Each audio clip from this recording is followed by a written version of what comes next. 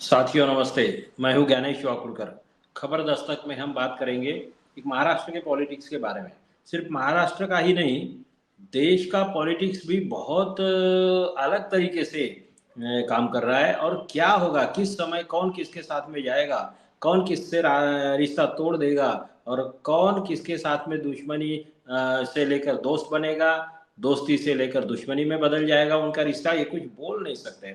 ऐसी घटनाएं बहुत सारे हो रही है। असल में 240 सीटें संसद में आने की वजह से मोदी जी की पहले से ही नैया जरा हिचकोले ले रही है। कब डूबेगी कोई पता नहीं है, भरोसा नहीं है।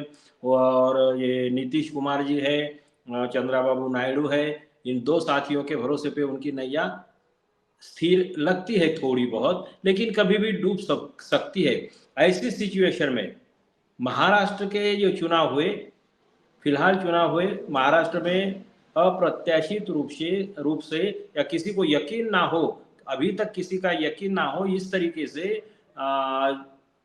भारतीय जनता पार्टी को बहुत ही बम्पर जीत मिली है। यहाँ तक कि महाविकास आघाड़ी के पास में विरोधी पक्ष नेता पद पाने के लिए भी पर्याप्त संख्या नहीं है।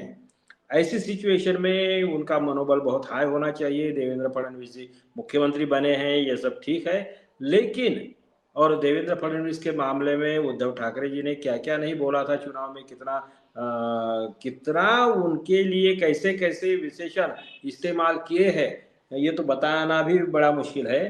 बताना भी जरा ठीक नहीं लगता है। लेकिन अब अचानक क्या हुआ कि 2 दिन पहले संजय राउत जो है, उद्धव ठाकरे सेना के, मतलब उद्धव जी के राइट हैंड है, संपादक भी है, सांसद भी है, 2 नंबर के नेता है शिवसेना में। उन्होंने सामना जो मुखपत्र है शिवसेना का, वो संपादक है संजय राउत। तो संजय राउत ने एक ऐसा आर्टिकल, एक अग्रलेख लिखा है। अग्रलेख लिखकर फडणवीस की बहुत तारीफ की है, तारीफों के पुल बांधे हैं, इसलिए कि उन्होंने गढ़चिरौली जिले का पालक मंत्री पद स्वीकारा है, गार्डियन मिनिस्टर जिसे बोलते हैं। तो पालक मंत्री बन गए गढ़चिरौली जिले के। अब गढ़चिरौली जिला क्या है, तो गढ़चिरौली जिले में नक्सलाइट मूवमेंट बहुत बड़े पैमाने पे थी, अभी कम हो गई है। आर पाटिल वहाँ के जो पूर्व मतलब उप मुख्यमंत्री थे शरद पवार जी की पार्टी के, तो उन्होंने वहाँ का पालक मंत्री पद स्वीकारा और बहुत अच्छी तरह से काम किया। लेकिन वो मूवमेंट अभी पूरी तरीके से खत्म नहीं हुई है, अभी भी है।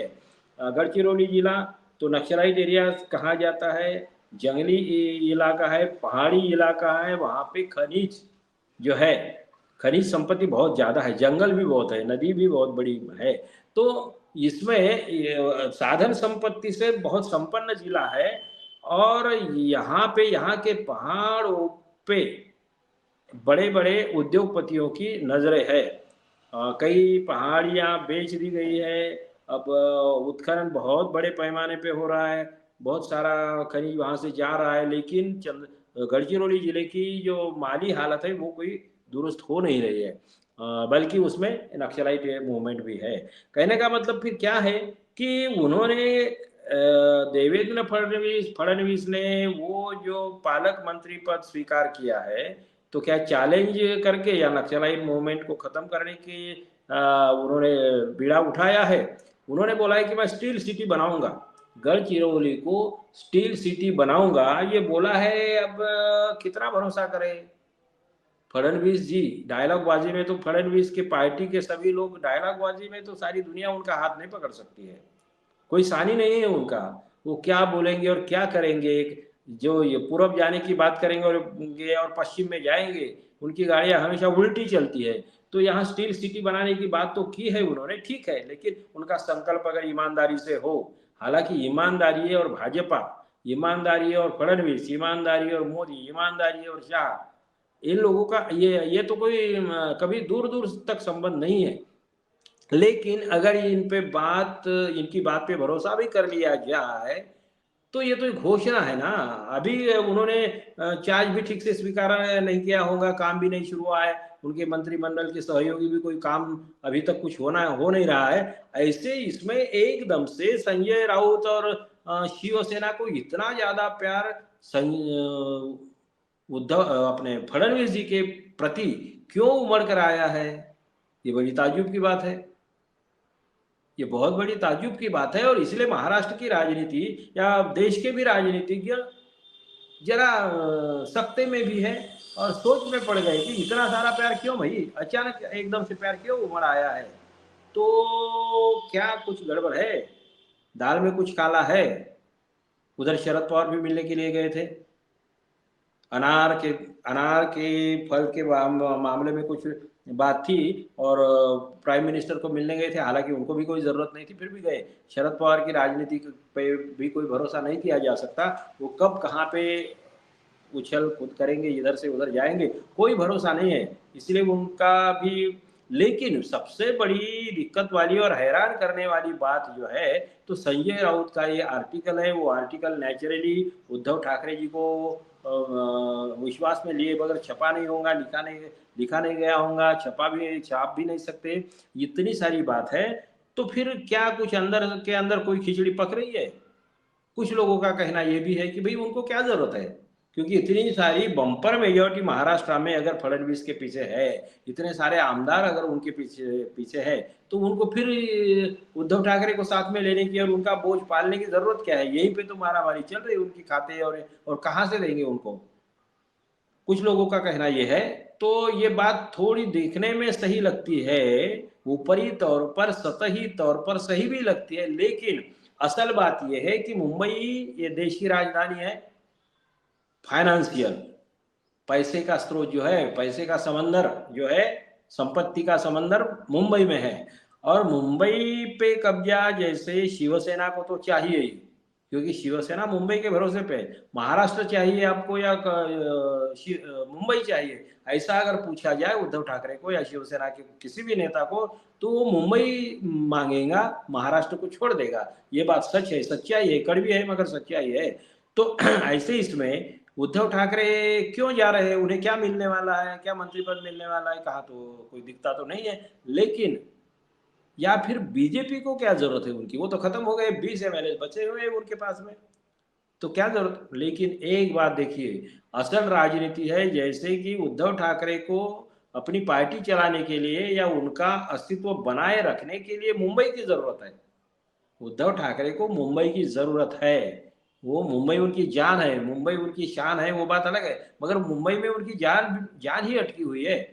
वैसे ही दिल्ली ये मोदी और शाह के लिए उनकी जान है, क्योंकि दिल्ली की सत्ता उन्हें चाहिए। दिल्ली बोले तो देश की सत्ता, और मुंबई बोले तो मुंबई की ही सत्ता, महाराष्ट्र की सत्ता या देश की फाइनेंशियल राजधानी की सत्ता।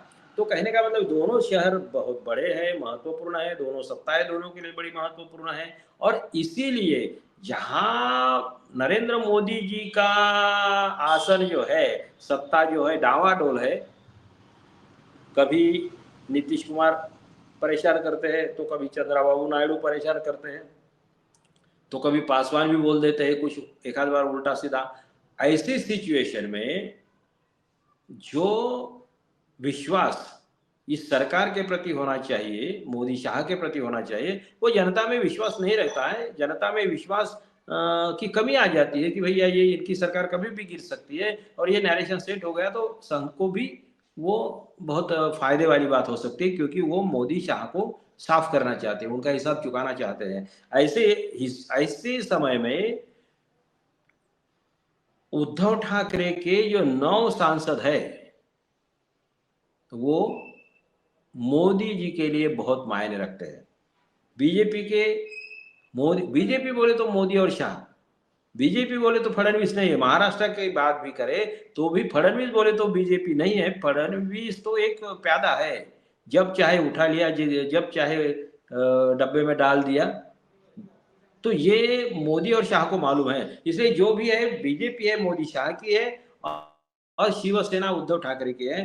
तो अगर हम ये सोचते हैं, अब देखिए कि अगर मुंबई उद्धव ठाकरे को मिल जाए, अगर बीजेपी ऐसा बोले कि भाई ठीक है मुंबई में आप राज करो, हमें कुछ लेना देना नहीं है, ठीक है, लेकिन अगर सरकार के लिए कभी मुसीबत खड़ी हो जाए, तब आप हमारे साथ में खड़े रहो, हमारा साथ दो, इस कंडीशन पे उन पर उनका डीलिंग हो सकता है। ये जरूरी नहीं है कि उद्धव ठाकरे को उनके साथ जाना, ये जरूरी नहीं है कि महाविकास आघाड़ी का जो गठबंधन है उसको तोड़ दो और अभी से एनडीए में शामिल हो जाओ, फिर वो डूब जाएंगी शिवसेना।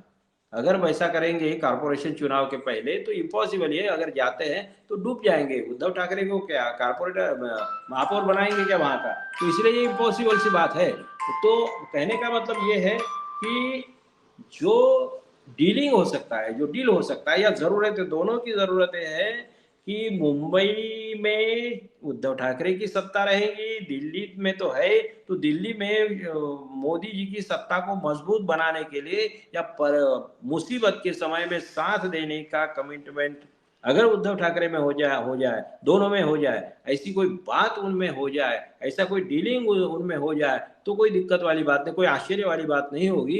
और इसीलिए तो चुनाव के बाद में ही पता चलेगा, चुनाव के पहले भी पता चल सकता है।